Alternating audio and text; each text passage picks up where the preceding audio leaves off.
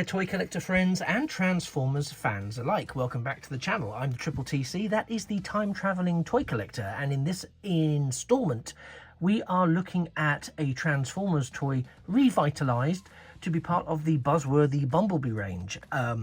But Studio Series Buzzworthy Bumblebee, which is, you know, a bit of a challenge. So it's BB-07, and it is the Bayverse Grimlock.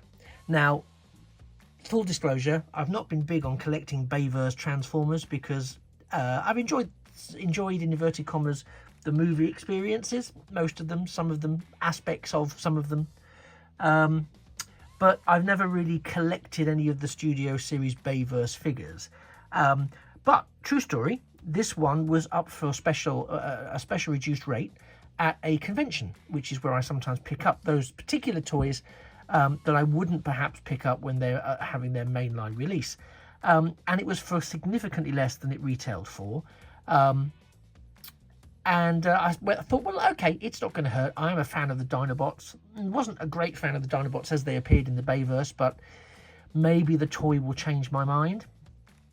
I'll be honest, since taking it out of the box, it's already done about 60% of that work because it looks, and we'll get it in hand in a second, it looks incredible. I put it on the because it's Studio Series, it comes with a little diorama for presentation purposes.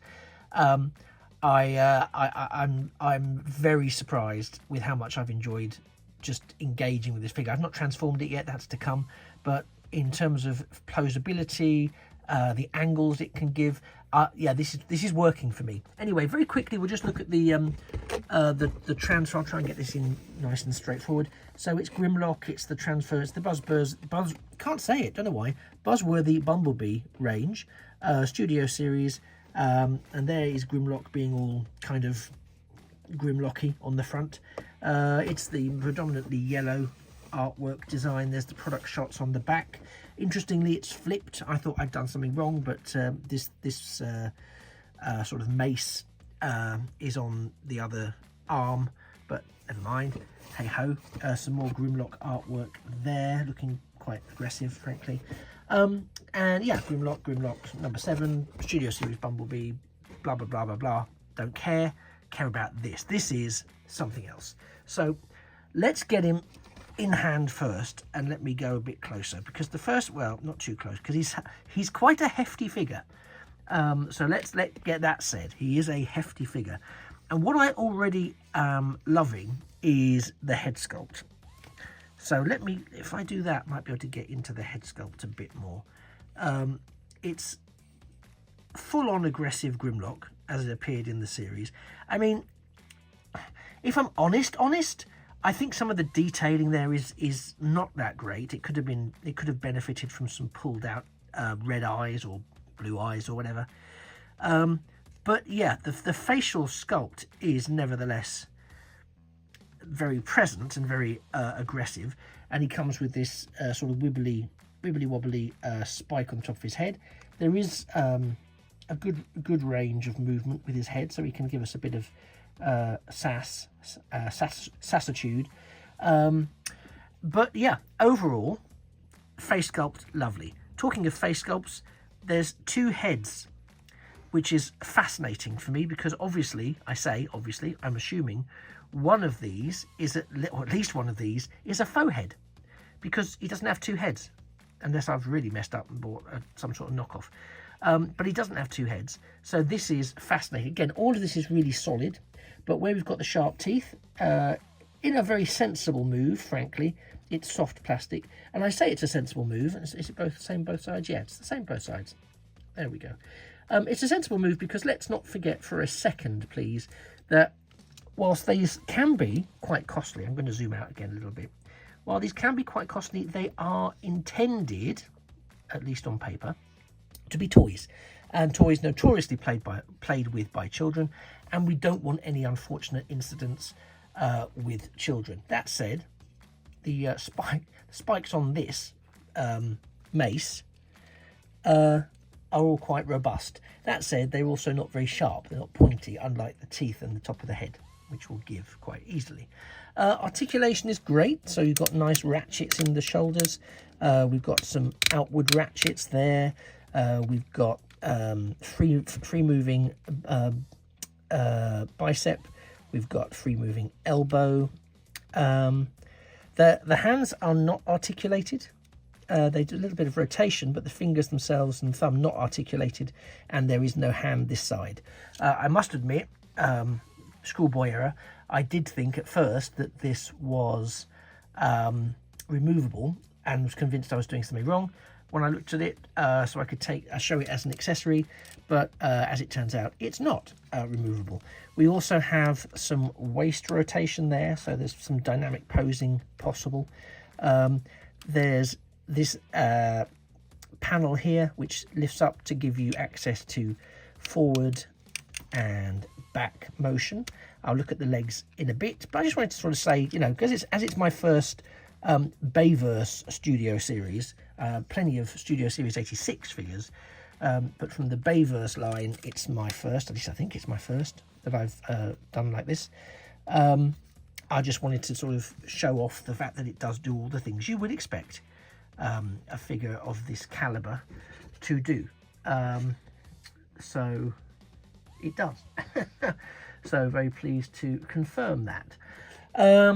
I'm just trying to think if there's anything else I want to tell you about articulation. Well, let's see what the feet can do. There's a little bit of rock, but not as much as you might expect, and a bit of forward and back tilt as well, but not that much. There is a sort of feature here, which I don't think is a feature. I found this as I was trying to make it work for me how I wanted it to go. But this part here, I think it's for transformation purposes, but this can pull out like this, just so it ends up looking like he's got some sort of sword extension accessory. As I say, they didn't show me to do that in the instructions that I've noticed so far, so that may very well be a transformation feature. I love the coloration here. I believe it's a redeco of the original release of this, which wasn't done as part of Buzzworthy Bumblebee. But as I never got the original for the reasons previously cited, I can't really comment on that. But yeah, let's get a look at those legs. I'll come in a little bit closer, and you can see the level of sculpt, actually the whole body, because I've not really done the body either. You can see some of these teeth motifs following through on the design structure of the front of the body. I couldn't see any insignia, Autobot or anything alternative like a Dinobot insignia, whatever that would look like. But shout at me if you can see one. I love the sort of silver metallic wash that's down the legs, particularly. Gives it that slightly rusty, old feel. You can see some of that there. And I think in some iterations of figures, that's gone a bit too far. I'm just showing the rest of the legs there. He's such a big figure, it's really hard to keep him in this review station. Let me turn him around so you can get the reverse experience. And again, I'll zoom out slightly to start with. So you can see those faux heads carried through on the back. This back sculpture, really lovely.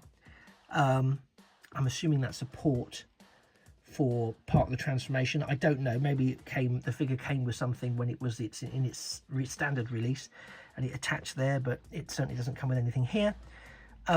We have another butt plate that flaps up here to give access to the joints, etc. And again, the legs very filled in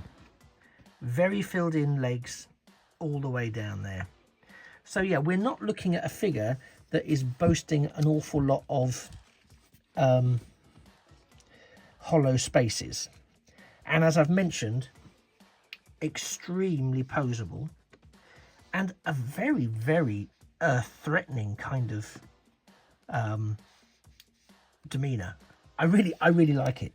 As many of you will know if you're a routine follower of the channel, the Dinobots were my jumping on point back in the 80s for collecting Transformers. And Grimlock was in fact the first one I ever got, G1 Grimlock. And I'm still pleased to have him in my collection now. But so this is a real departure for me, but I'm surprising myself with just how much I like it. I was convinced I was going to be berating it and moaning about it.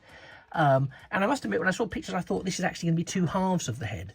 But the fact, if you look at it from the top, it presents literally as two heads. So I can't wait to see. I don't think it's a parts former, so I can't wait to see how they make that work. Those of you who are familiar with the figure will be going, oh yeah, just you wait and see. And I will. Don't you worry about that. Talking about those people who are familiar with my channel, so many of you watching this video are likely not to have subscribed yet.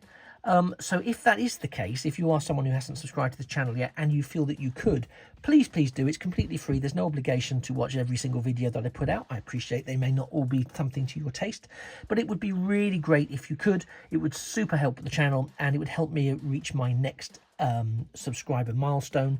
And if you do subscribe, drop a message in the chat, in the comments below, and I will thank you personally for doing so.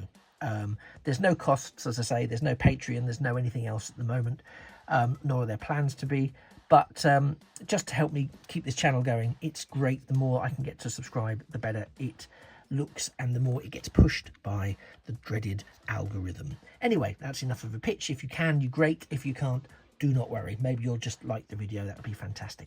So here we have Grimlock, all roboty. I'm now going to take him off screen and transform him into his Dinobot mode. I don't know how this is going to go. As I say, Bayverse Studio Series transformations, not that familiar with them, if at all familiar with them. So I'm not going to do it on screen. For those of you, again, who don't know, I don't do transformations. I'm not here to do a tutorial, mainly because I'm the one who needs the tutorials. So I will be doing it off screen, so you don't have to listen to me swearing or cursing or crying or hurting myself or snapping bits off. But I will report back once I've done it for any challenges that I had with the transformation. And again, you can always let me know in the comments if there are any challenges that you had, or if there are any workarounds that might be useful for me to know next time I transform him. Anyway, don't touch that dial. I'll be right back in a matter of seconds, in the amount of time it will take you to say, Dinobots, roll out. Oh my word. Okay, so before I tell you how that went, and we look at the dinosaur mode, I just wanted to say that I completely missed, and I don't know how, that in Grimlock's robot mode head, he does actually have red paint on his eyes, but it's so tiny you can hardly see it. Maybe you could see it on the screen, but it was very, very tiny. The same is also the case for the, I'll try and zoom in because that might actually just be easier. For the Dinobot, it's just such a cumbersome blasted shape. I don't know if you can see it or not, to be honest. Let me see if I can just get it. Yeah, so there, for the Dinobot head, they do actually have red eyes, they being Grimlock. Not presuming a pronoun. So all I'll say is he has an adjustable jaw. Ow, good job there. Not some adjustable little T-Rex arms and some leg articulation, but not a huge amount on the double hinged legs. The transformation was awful. I hated it. I think partially because there is some head articulation as well, which is actually head articulation in upper body in dinosaur mode. I didn't like it because I think the instructions here. Oh, maybe that's because they're upside down. No. The instructions here were not very clear, in my opinion, and there were certain turns and various other bits and pieces that just weren't clear, so I ended up in the right muddle. So I had to go and watch, me mentioning about me being the one that needed tutorials. I went to watch Emgo transforming, and unhelpfully, not Emgo's fault, but unhelpfully, the standard video transformed him from dinosaur mode into robot, which was no good because I was stuck halfway through robot, not even halfway through robot mode, trying to get him into dinosaur. But his just transform it video saved me because that went from robot mode to dinosaur and back again. And what's hateful is that he managed to do it in 5 minutes both ways, and it took me what feels like 3.5 days to get it to this state. So anyway, yeah, because I just the transformation itself wasn't too bad. but the instructions didn't make it clear, and so I had to follow the tutorial without the dialogue, because the Just Transform Me's don't have the dialogue. So that was a challenge. So that notwithstanding, I'll probably have to zoom out a bit more, so apologies, because he's quite lengthy. You can see there from the tip of his nose down to the tip of his tail, he is quite lengthy. But again, a lot of the detailing is really nice. Some clever panel working, some clever rolling of bits and pieces, some clever extension. All of that great. There's an awful lot here in the back that is being held together by willpower, goodwill and prayers, because nothing really sort of tabs into itself. It just sort of sits there and you hope for the best, which is okay, but as long as it stays stiff. But when it doesn't, it won't be.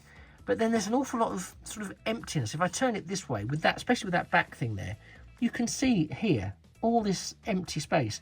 And it's not, because I double checked in case it was me, it's not me. That's the design.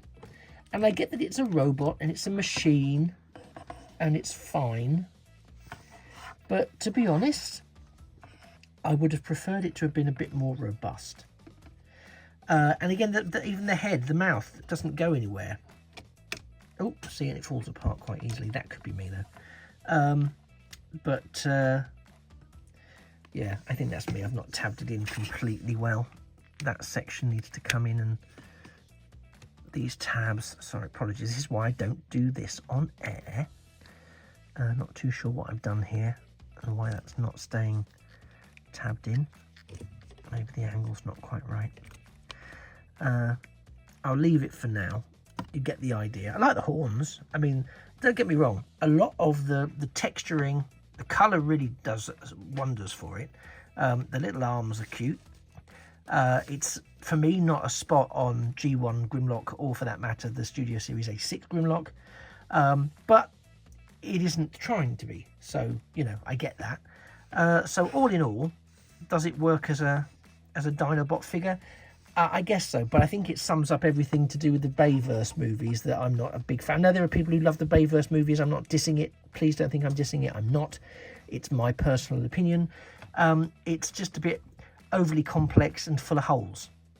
You know, a bit like those Transformer movies plots. And this is the epitome of that, you know. And it's a shame, because I really like the robot robot mode. I kind of really like this mode to an extent, but yeah, I don't know, it isn't hashtag not my Grimlock, I suppose, is where I'm going with that. But as I say, it's not hideous. I can't really put my finger on what I don't like about it. I think I've said it, you know. I mean, I know there are other things that have got gaps in as well. If you're a Transformers fan, having gaps in your Transformers is par for the course sometimes, and imagination is called for. But there's just something, I think, for a figure that's this hefty, and technically one of the more expensive ones, had I not got him. If I'd spent full dollar on this, I would have been perhaps even more upset. But as I didn't, I am grateful to have it. And you know, it's not a bad figure by any stretch of the imagination. It just, I don't know, I'm left a little dissatisfied, and I don't like being wrong-footed by instructions. I'm not a fan of that. I think the instructions should make it easy and doable, and not overly complex. I shouldn't need a degree in engineering to play with a toy. Should I? I don't think I should anyway, but there we go. Maybe that's just me. So this was the Studio Series Bayverse Studio Series Grimlock, Buzzworthy Bumblebee 07 Grimlock. Let me know what you think. Did you pick him up? Did you pick up his previous iteration as part of the main line? What do you think? How did you find his transformation? Any thoughts you want to share about Bayverse Grimlock, I will be happy to hear. And again, if you're just letting me know that you started to subscribe, I will reply definitely to thank you for doing that. Do I think he deserves a slot on your shelf? It's a matter of taste. It's a matter of aesthetics. If this works for you, I mean, it doesn't not work for me. As I say, I'm a bit conflicted on it. It doesn't not work for me, but it's not my favourite. If I had to choose between this and Studio Series 86 Grimlock, Studio Series 86 Grimlock wins, you know. But that said, as a standalone figure, I don't dislike it. Am I likely to have it regularly out on display? No. I'm already panicking at the idea of having to transform him back into robot mode just to fit him back in the box, so I can store him.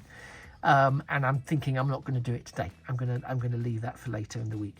I don't feel emotionally resilient enough to tackle it. Anyway, I jest. I'll be fine. Don't worry. I'll be fine. Let me know in the comments what you think about this Grimlock figure, and indeed any of the other Bayverse figures. Is Bayverse something I should collect more of? I'll tell you something I have got from the Studio Series Bayverse, but have again been yet to take out of the box, because I took one look and thought, complicated, and I've been saving it up for a special occasion video or set of videos, and I haven't got around to it yet. And that is the Studio Series 86 Bayverse. I can't remember the actual number.